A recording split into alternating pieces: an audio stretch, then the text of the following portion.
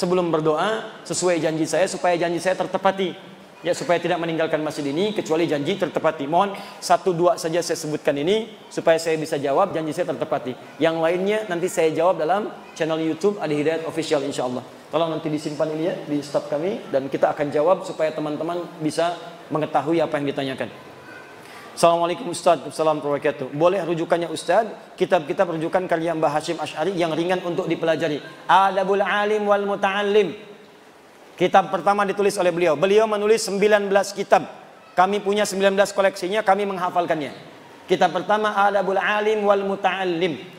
Kitab adab penuntut ilmu, bagaimana cara mencari ilmu, bagaimana cara mengajarkan ilmu. Itu kitab bagus sekali, isinya hadis-hadis Nabi sallallahu alaihi wasallam karena beliau pun ahli hadis.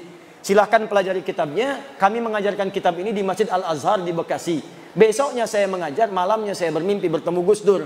Saya katakan, Gus, besok saya mau ngajar kitab ini. Beliau kemudian tersenyum. Itu saja. Kitab keduanya Risalah Ahlus Sunnah wal Jamaah.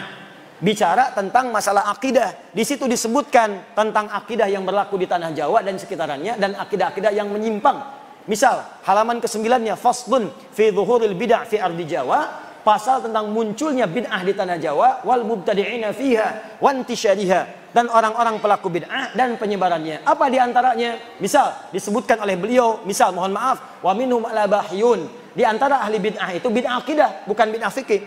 Adalah abahiyun. Siapa mereka? Orang-orang yang bagus amalannya sebetulnya ahli zikir, cuman salah kesimpulan jadi konslet. Bagaimana konsletnya? Dia berzikir banyak sehingga menyimpulkan salah. Saya karena banyak zikir sudah dekat dengan Allah. Karena sudah dekat dengan Allah, maka tidak berlaku bagi dia la yantabiqu alaihi al-amru wan nahyu. Sudah tidak berlaku lagi perintah dan larangan. Allah perintahkan sholat, dia sudah nggak sholat lagi. Kenapa? Bagi dia orang sholat itu baru latihan. Kalau sudah dekat Allah nggak perlu sholat lagi. Ala bidzikrillahi tatmainnul qulub. Yakinlah dengan zikir kepada Allah, itu hati menjadi tentram. Aqimi sholata lidzikri, tunaikan salat supaya ingat kepadaku. Kata mereka, kami sudah ingat jadi enggak perlu salat lagi. Maka orang ini, kata beliau, orang ini aliran yang menyimpang, bid'ah dhalatun mudillatun. Dhalah, sesat dan menyesatkan. Jadi kalau Anda datang nanti bertemu Syekh Kiai pakai jubahnya lebih lebar daripada Batman, ya misal, ya, walaupun pakai pecinya bagus, Anda datang kelihatan ahli zikir. Tiba-tiba datang waktu zuhur datang, dia masih kemudian ngobrol dengan Anda. Anda tanyakan, Pak Kiai, misal, Ustadz, ini sudah zuhur, apa nggak sholat dulu? Lalu dia katakan, adik masih belajar. Kalau Yai, sekarang jasadnya ngobrol, ruhnya sedang sholat. Kata Mbah Hashim, itu orang menyimpang. Tinggalkan orang itu, karena dia bukan bagian dari Ahlus Sunnah dengan akidah yang benar.